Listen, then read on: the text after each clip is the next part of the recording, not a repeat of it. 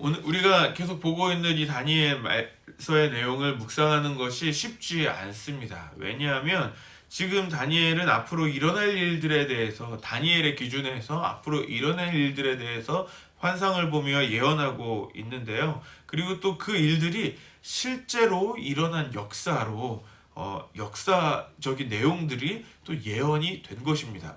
그래서 우리가 다니엘서를 조금 더 이해하려면 신구약의 그 증관사라고 할 수 있는 그 역사를 알아야 우리가 좀 더 이 다니엘서에서 이야기하고 있는 그 상징들이 뭘 말씀하고 있는지를 좀 이해할 수가 있습니다.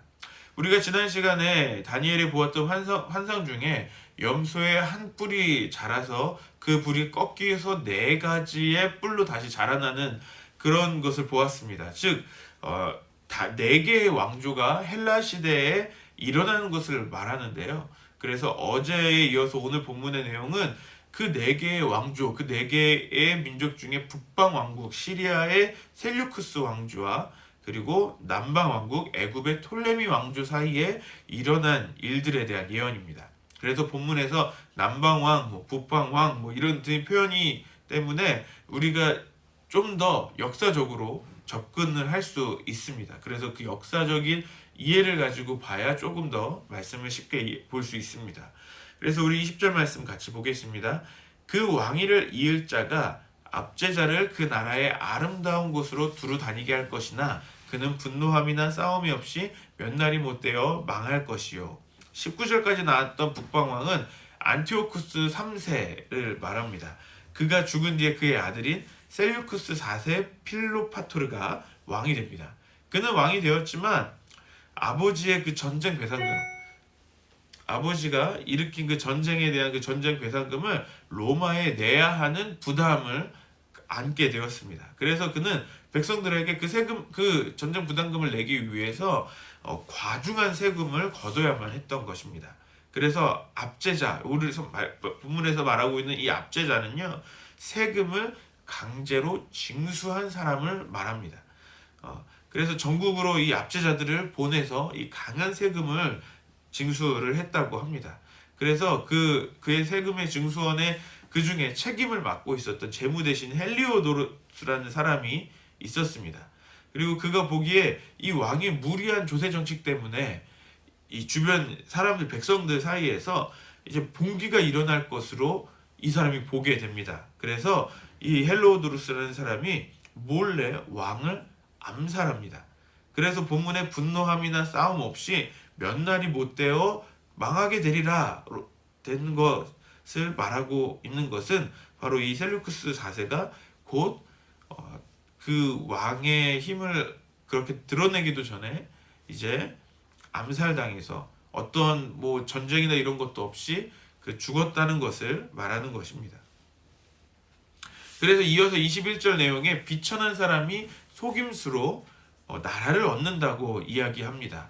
이 셀루쿠스 4세를 이어서 그의 동생인 안티오쿠스 4세 에피파네스가 왕이 되는 내용을 예언하고 있는 것입니다. 실제로 셀루쿠스 4세 뒤를 이을 왕자가 있었다고 합니다. 그 적자가 있었던 거죠. 그런데 그 왕은, 그 아들인 그 왕자는 이미 로마에 그 전쟁 배상금이나 이런 여러 가지 문제로 볼모로 잡혀 있어요. 그래서 아버지가 죽고 나서 곧바로 왕이 될 수 없었습니다. 그래서 그 틈에 이 동생인 안티쿠스 4세가 형의 그 둘째 아들을 왕위에 앉히는 척합니다. 그래서 왕이 앉히는 것처럼 하다가 그를 죽이고, 그 둘째 아들을 죽이고 자신이 대신해서 그 빈자리를 채우기 위해서 왕이 된 것입니다. 그래서 본문에 나온 것처럼 속임수로 그 나라를 얻는 것이죠. 그래서 22절 말씀 보겠습니다. 넘치는 물 같은 군대가 그에게 넘침으로 말미암아 패할 것이요 동맹한 왕도 그렇게 될 것이며, 이 넘치는 물 같은 군대는 그 남방 애굽 톨레미의 군대를 의미합니다. 이 큰 군대가 이 안티오쿠스 4세에게 패할 거라는 겁니다. 왜냐하면 23절에서 예언하는 그의 거짓 때문입니다. 거짓으로 왕이 된 그는 거짓으로 약조하면서 상대방을 속이고 세력을 확장해 갑니다. 그래서 24절에 그 지방의 가장 기름진 곳에 들어오며 노력하는 것을 보게 됩니다. 안티오쿠스 4세 에피파네스는 거짓된 속임의 권모술수로 자신의 권력을 확장해 나가는 그런 사람이었습니다. 그래서 25절과 26절에 북방왕과 남방왕 사이에 본격적인 이제 큰 전쟁이 일어납니다. 서로 큰 군대를 거느리고 와서 이제 싸우지만 북방왕의 계략으로 남방왕이 크게 밀리는 것을 보여줍니다. 그래서 27절에 한 밥상에 앉아서 이제 회담을 하려고 하는 것입니다. 하지만 서로를 어떻게 죽여보고 싶은 그런 마음, 그래서 서로 자신들이 이기고 싶은 그런 그 마음들 때문에 거짓말로 그 협상을 하려고 했고, 결국 그 회담은 결렬되는 것입니다. 그래서 28절 말씀 보겠습니다. 북방왕은 많은 재물을 가지고 본국으로 돌아가리니 그는 마음으로 거룩한 언약을 거스르며 자기 마음대로 행하고 본토로 돌아갈 것이며, 그래서 이번 전쟁에서 가장 승리를 얻은 것은 북방왕인 거예요. 안티오쿠스 4세가 이 에피파네스가 이 톨레미의 왕을 해서 거의 전쟁에서 많은 승리를 하여서 많은 전리품들을 가지고 이제 돌아갑니다. 그런데 이제 이 돌아가면서 실제 역사를 보면 안티오쿠스 4세가 전쟁을 마치고 돌아가는 길에 팔레스타인 그 이스라엘 땅에 잠깐 머물렀다가 반란이 진행되는 것을 발견했다고 합니다. 그래서 그는 예루살렘에서 그 반란을 해결하는 과정 중에 남녀노소 할 것 없이 8만 명의 사람을 처참하게 죽입니다. 그리고 성전을 약탈합니다. 그래서 하나님의 백성 또 이스라엘을 핍박하였기 때문에 이 말씀 중에 그는 마음으로 거룩한 언약을 거스르며 자기의 마음대로 행하고 라고 말하고 있잖아요. 오늘 본문의 그 부분이 이것을 이야기하는 겁니다. 그가 하나님과 했다고는 정확히 나와 있진 않지만 거룩한 백성인 하나님의 백성을 이렇게 핍박하지 않아야 되는, 또 하나님의 성전을 건드리지 않는 그런 거룩한 언약이 있었다는 거죠. 그 거룩한 언약을 깨버리고 자기 마음대로 행하고 다시 자신의 본토로 돌아간다는 것입니다. 29절 30절에 다시 한 번 더 남방을 향해 공격해 갑니다. 하지만 이번에는 기띔의 배들, 무엇이냐면요, 로마의 함대가 애굽을 지원합니다. 그래서 북방왕은 다시 돌아가게 됩니다. 로마의 함대가 들어왔기 때문에 크게 패배하고 돌아가는 것이죠. 그래서 그냥 돌아가지 않습니다.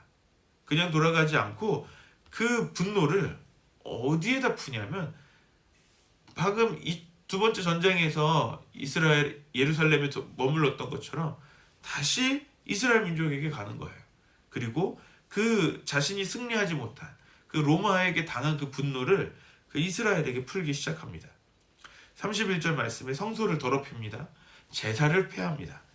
그리고 가증한 것을 세웠다고 이야기합니다.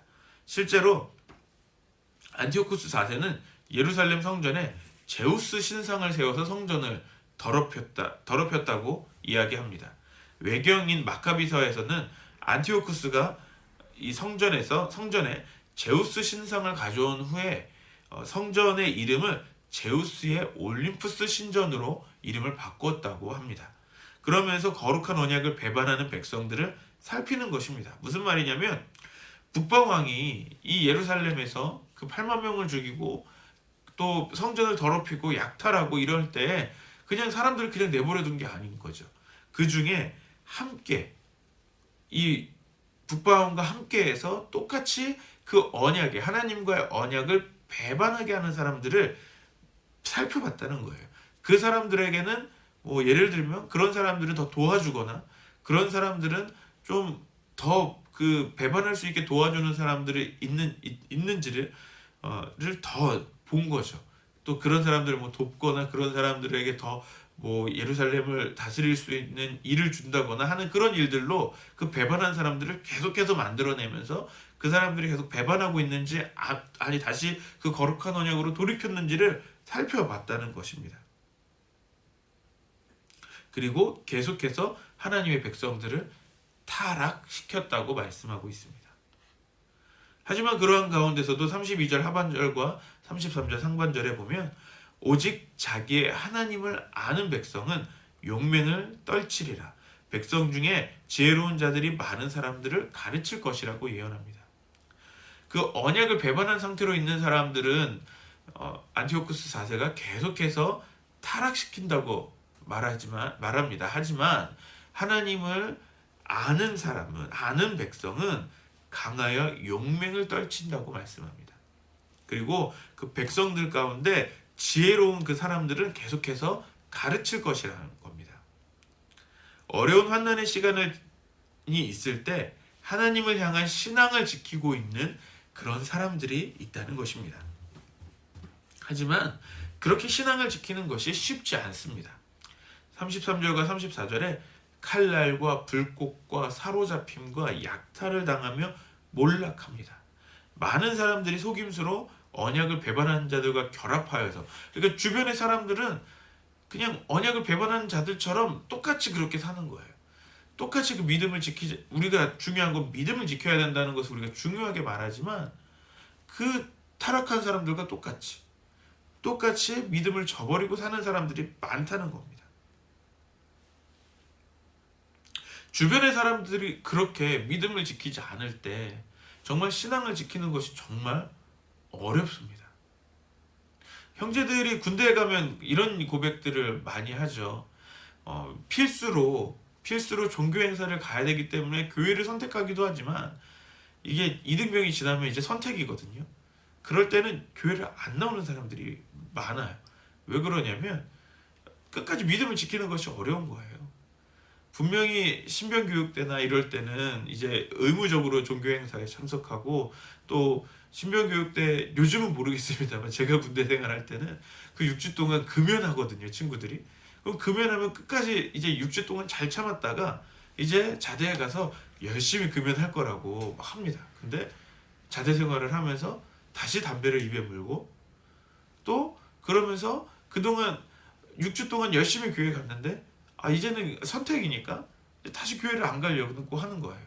왜 그러냐면 위에 있는 선임병들이 교회를 안 가거든요.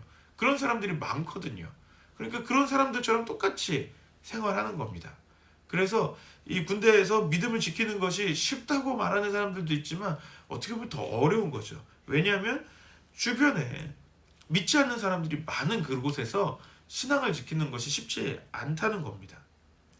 그래서 실제적으로 이 말씀 안에서도 똑같이 그 타락한 사람들 안에서 같이 결합하여서 똑같이 타락하고 몰락해 간다는 겁니다. 그리고 그런 몰락한 사람들로 인하여서 믿음을 지키는 사람들이 더 공격을 당하는 거죠. 하지만 35절에 그렇게 몰락할지라도 그것이 연단이 되어서 정결하게 되어서 마지막 때에 이르게 될 것이라고 말씀하고 있습니다. 그리고 중요한 문장이 나옵니다. 이는 아직 정한 기한이 남았습니다.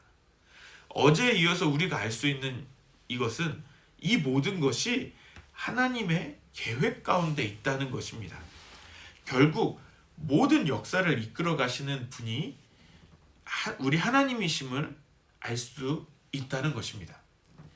지금까지 복잡하고 잘 이해 안 되는 그런 세계사의 한 부분이 성경 안에 있다는 것만으로도 우리가 놀라운 것입니다. 놀라울 수 있지만 그보다 더 놀라운 것은 이 모든 역사를 이미 계획하시고 그 역사대로 이끌어 가시는 분이 우리 하나님이시라는 것을 오늘 본문에서 우리가 보게 되는 것이죠.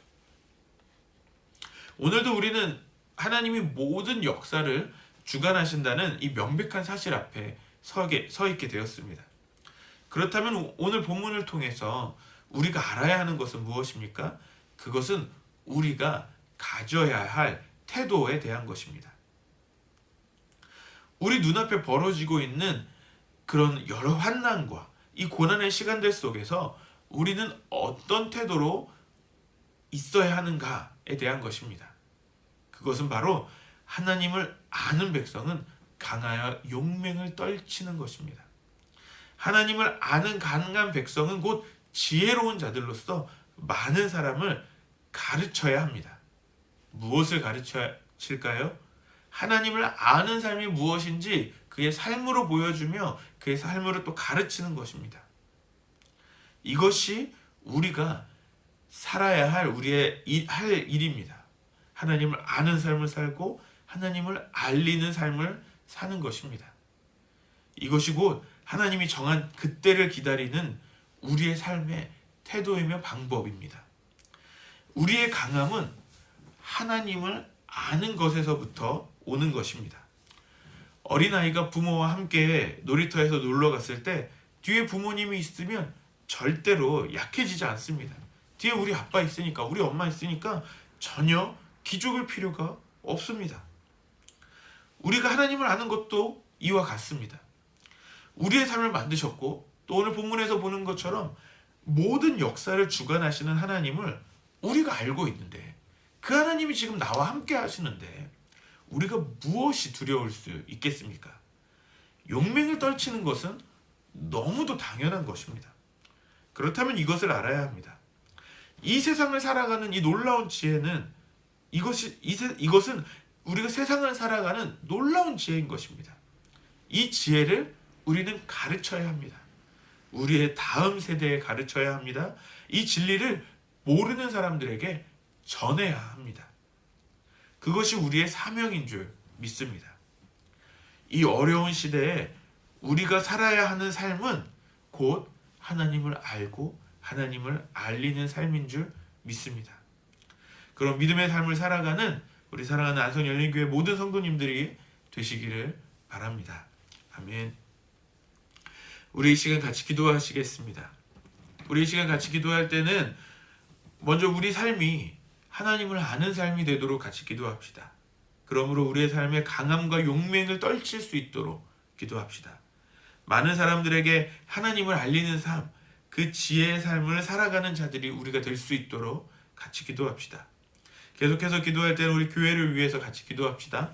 코로나19의 이 상황 가운데, 이 어려운 상황 가운데 우리 교회가 강함과 용맹함을 떨치며 많은 사람들에게 하나님의 그 지혜를 나타내는, 가르칠 수 있는 교회 될 수 있도록 기도합시다. 그리고 남은 2020년 하나님이 우리에게 세워주신 임원들 믿음으로 사명 감당하도록, 또 새롭게 2021년에 하나님께서 우리에게 세워주실 임원들 믿음 안에 세워질 수 있도록 우리 같이 기도하시겠습니다. 기도하시겠습니다.